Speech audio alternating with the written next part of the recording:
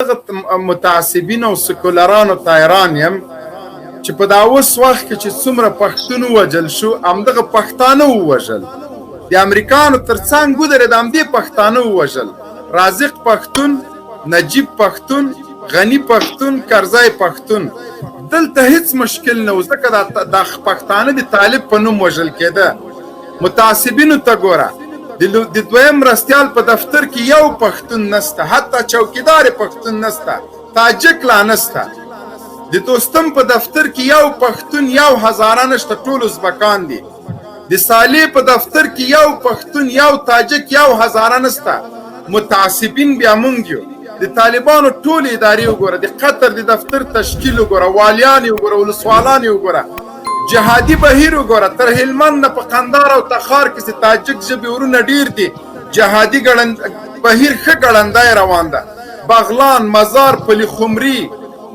په کونړ کې په نورستان کې پشیان وګوره چې تر ټولو زیاته قرباني د امریکانو لیکن تعصب تاسو کوئ تعصب کې دغه نظام تعصب چې دا تعصب دغه قومي مسایل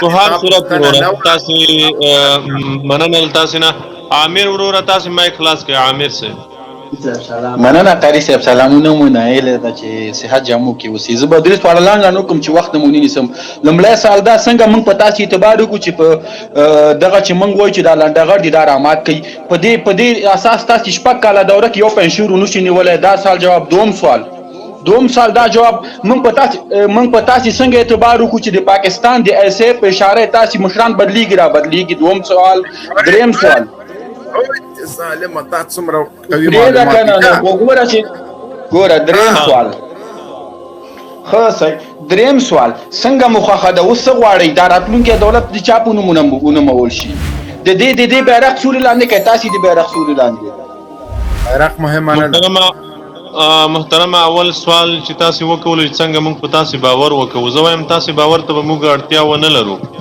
نو دغه تبلیغاتی چې ایسای تاسو مشران بدلوي را بدلوي نو تاسو چې تر اوسه پورې په موږ باور ونه کولو نو کوم ته د اسمان نه غږ راوشي هم تاسو په موږ باور نه کوئ ځکه چې تر اوسه پورې موږ الحمدلله د ملت ته امتحان ورکو په 13 کلونو کې خصوص په 2 کلونو کې د امریکایانو سره چې د سولې مذاکرات شروع شول تاسو ډول تبلیغات موږ پسې وکوله په قسمونو په قرانونو دا خبره تاسو په رسنیو کې کوله چې طالبانو د امریکایانو سره اړې مني او اړې به منلې وي همدا امریکایان به موجود دي طالبان په دې نظام کې ګډيږي راضي به د حکمتیار صاحب په څیر نو تاسو باور ته موږ اړتیا نه لرو موږ ملت ته امتحان ورکړی د الحمدلله او ملت په موږ باور لري نو تاسو باور ته بزوایم ډیره اړتیا نه وي دا تبلیغاتی خبرې دي چې ایسای تاسو مشران بدلوي او کوي او دا کوي دا دومره منطقي سوالونه نه اسلامي امارت ته د پاکستان په خوله یا د ایسای په خوله څه کولای نو خو امریکا پاکستان د موږ په سر تاسو سره خو یو معامله کړې وای موږ خو امریکایانو تاسو په سر د موږ سره معامله وکوله دغه دی اوس به هم تاسو وګورئ بندیان در نه راخوشي کړل موږ د اخیره پورې تاسو ته ویل چې موږ بندیان نه تاسو نیولې دي نه تاسو د خلاصون واک لرئ او نه له تاسو نه غواړو دا درې خبرې دا شپږ میاشتې په دې درو خبرو زموږ مړی وچه شموبین سره تاسو ته معلومه ده دا شپږ میاشتې موږ هم دا چیږي وو طالبان اسلامي امارت هم دا چیږي درته وایي نه د بندیان نیولې دي نه خلاصولای شي او نه له تاسو غواړم طالب هم دا چیږي درته وایي خو دغه سره د هغه د بندیان خوشی کړل ځکه ته دغه دولت دغه اداره غلامه ده دا د بلچا په لاس کې د امریکایانو د دولت د ادارې په سر د موږ سره معامله کړې و دا نن چې دوی مذاکرات ته روان دي دوی په رسنیو په مخ کې ولاړ دي دا چیغي وهي چې موږ د دولت نمائندګان یو تاسو به سبا د مذاکرات په میز وګورئ تاسو به په مراسمو کې وګورئ چې دوی د چا نمائندګان دي د مذاکرات په میز به تاسو وګورئ چې دوی د چا نمائندګان دي دوی په د مذاکراتو کې د دولت په نمائندګۍ سپڼ وهلای شي نشي وهلای دوی په سر امریکایانو د موږ سره معامله وکوله تاسو په 19 کلونو کې پاکستان ته هر ډول امتیازات ورکړل پوسټیم په خارج کړي ګیټونم په خارج کړل بارډر منیجمنت کې مو ډیورن خارج کړو د ایسای مستنطقینو ته په کابل کې دی تحقیقاتو اجازه ورکړه، بندیانو نه تحقیقات وکول، هر څه د دوی په خوله مو وزیران بدل کړل، وزیران مو وشړل، هر څه مو وکول، خو بیا هم تاسو په دې ونه توانېدئ چې د پاکستان سره د موږ په سر معامله وکوئ. دا یو ساده او لنډ مثال ده. نور په دې اړه ولې بحث وکړو، ولې په دې اړه خبرې وکړو؟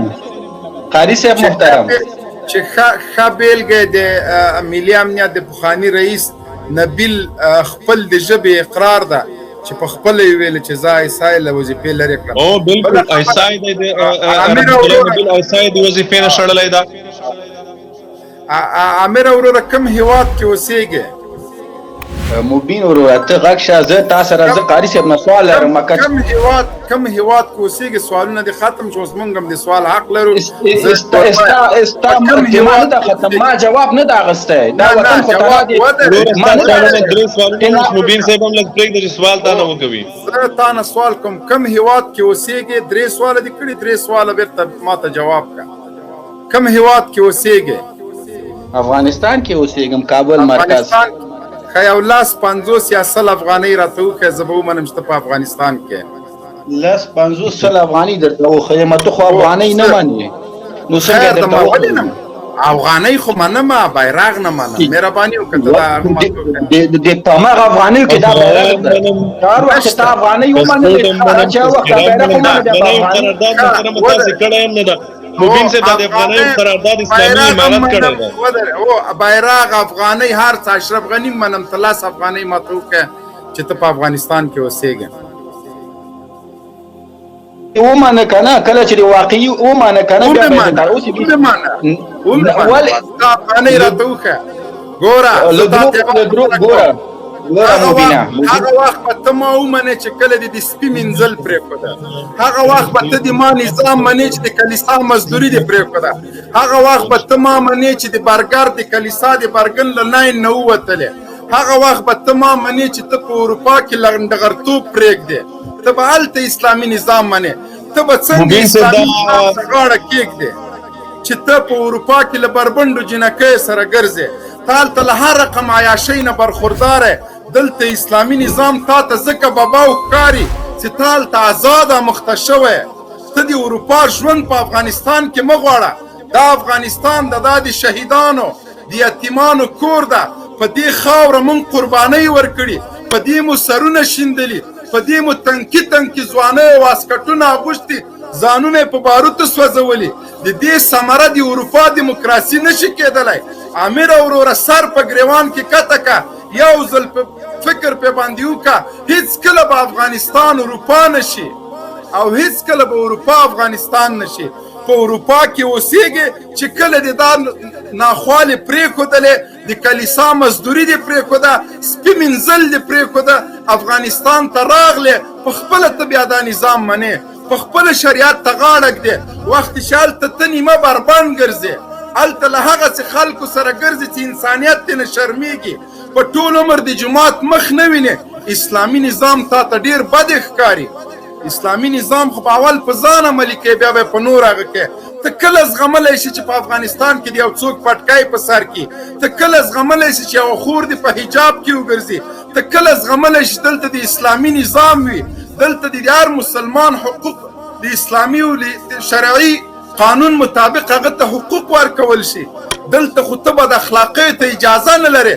دلته که ته له یو بربنډې جلۍ سره ګرځې، طالبان دې محبس ته اچوي، شرعي نظام در باندې پلی کوي. ته هېڅکله په افغانستان کې شرعي نظام نه سې منلی، ځکه د تا غني خوښ نه ده، د غني نظام او دیموکراسي دې خوښه ده، د تا اتمر خوښ نه ده، د هغه سیکولرتوب او بربنډتوب دې خوښ ده، د تا دوستم خوښ نه ده، د هغه د لواطت خوښ ده. ځکه ته مونږ سره دا نظام نه منې. که ته رښتیا دا اوس هم زه در سره د غني ټول نظام منم، خو 10 افغانیو که ته دروغ وایې، زه دې پېژنم چې ته په نورو لایفونو کې زن گفته طالب مشرانو ته کنځلې کوې. ته هغه بد اخلاقه انسان په سوشل میډیا کې چې ټوله ورځ د افغانانو ناموسونو ته کنځلې کوې. طالب د پنجابي په نوم یادوې. که د جهاد غیرت نه لرې، د افغانستان له ننګ او ناموس نه د دفاع غیرت نه لرې، دغه بې غیرتي مه کوه چې خپل ویاړونه بل چاته منسوبوي. سبا به مو د مذاکراتو په میز د افغانستان رښتینې او اصیل بچیان سره معلوم شي. څوک به له جمهوریت او دیموکراسۍ له غلا او له رشوت نه دفاع کوي، او څوک بل سوچه اسلامي نظام او د شهیدانو له ارمانونو د هغوی له وینو نه دفاع کوي. سبا به معرکه شروع کیږي. توفیق ورته غواړو. الله دې موږ مشران کامیاب ګړندي او بریالي لري او په ټول ملت غږ کوو چې سر له نن نه الله ته په سجده شئ. خپل مشرانو ته، خپل میړنیو ته، د وخت اتلانو ته دعا وکړئ چې الله دې کامیاب، سرلوړي او سرفرازه لري.